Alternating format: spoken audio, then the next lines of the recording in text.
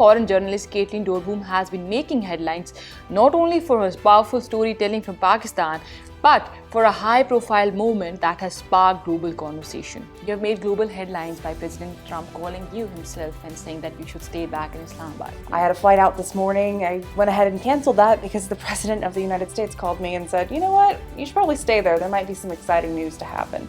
Was it the first time to have all this spotlight?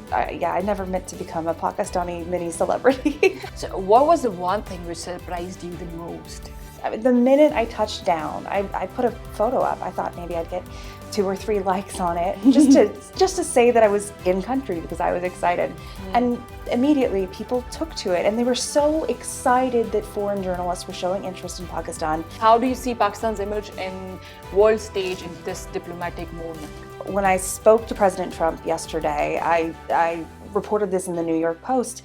He talked about why he wanted the talks to be in Pakistan, and that had a lot to do with his relationship with the field marshal.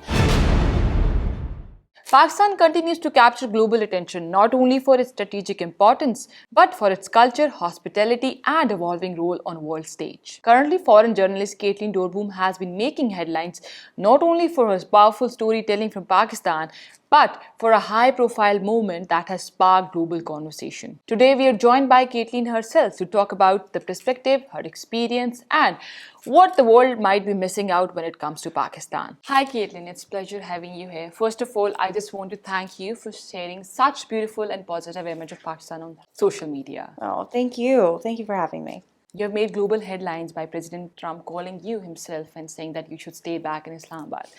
It's a high-profile moment. What does it mean to you?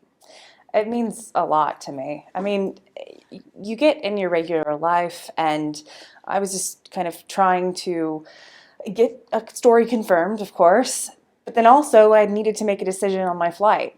I had a flight out this morning. I went ahead and canceled that because the President of the United States called me and said, you know what, you should probably stay there. There might be some exciting news to happen. So I'm grateful for that tip from the President. So being in the spotlight, was it the first time to have all this spotlight?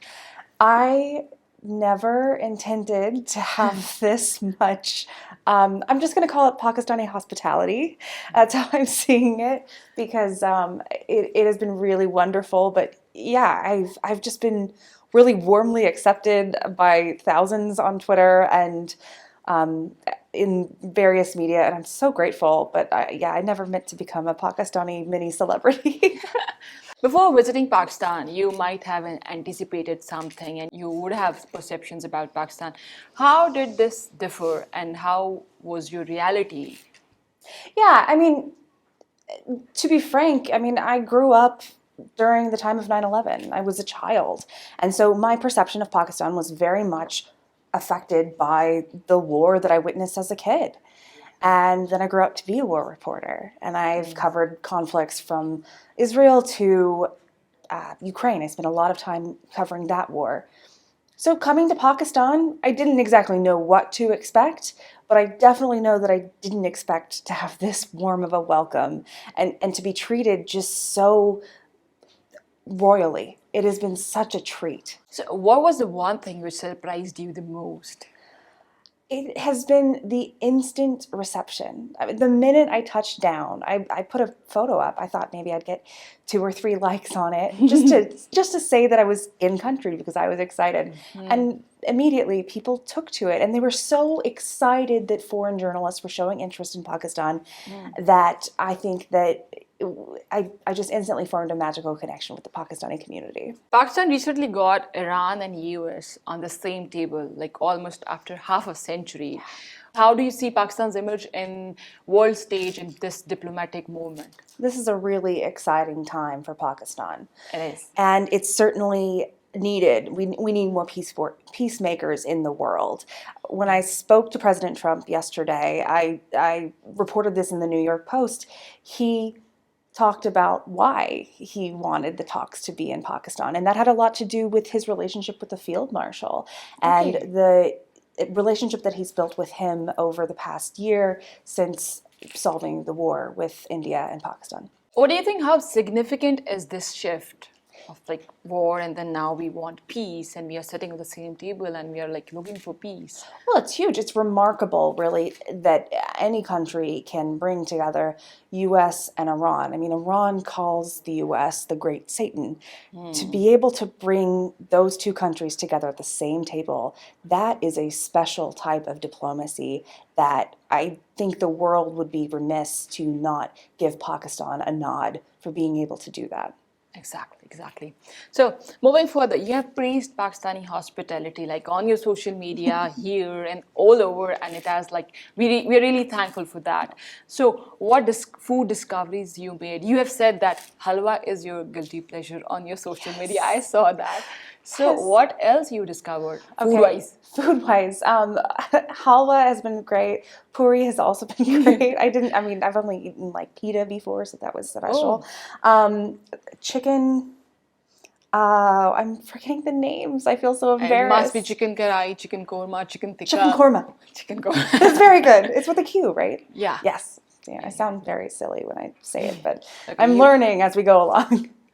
That's lovely that you're loving our cuisine. That's the best part. That's the best part. I am, and I hope to see more of the culture too. Music and museums. We'll see what the next couple days have in store. Going to places and trying new foods, and it helps this. The what do you say? Like, it breaks this culture barrier. Oh, it does. If you spend any time in the United States, especially in a city where I live in Washington, D.C., very multicultural, you have access to the whole world through cuisine. Yeah. And so I'm excited to be able to go home to Washington, D.C. and be able to still have access to Pakistani food. I'm sure there are restaurants there. So I think that food can represent the country, and it can really bring people together, make the world a lot smaller. I believe that food connects the world, and that's the too. one point we all agree. That's a very good. As a journalist, how do you balance immersing yourself personally and while staying objective in your reporting? Of course. I mean, that is the number one point of our jobs, right?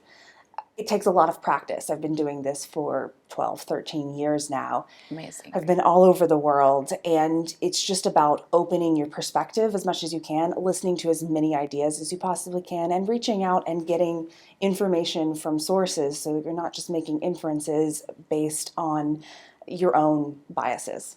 Do you believe what Western media is showcasing Pakistan like? Is it the reality you have seen here? It's been a long time since Pakistan has really been in the number one news. So I think I'm still unclear how much Pakistan itself has just developed since the height of the war. I mean, the last time we really had the image of Pakistan was the raid on Osama bin Laden. And so, yeah, the difference between that and this is quite extensive. But also, I mean, I think that there's an opportunity now for Pakistan to come onto the world stage and show more of who it is. So what do you think, what is missing from that Western narrative, from the reality, what you are seeing in the Pakistan? I think journalists should come here. That is what has been such a big transformative thing for me, was just to be able to see Pakistan and experience it, because there's just nothing like it. And as a foreign journalist, that is true for almost any country you go to, but it has been very special here in Pakistan. Definitely. So you have visited Pakistan as a visitor and as a journalist.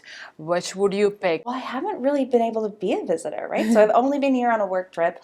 I've really not done much outside of my hotel. I've had some experiences. I've gone to the mall, and I've had some dinners out in town. I've met some nice people.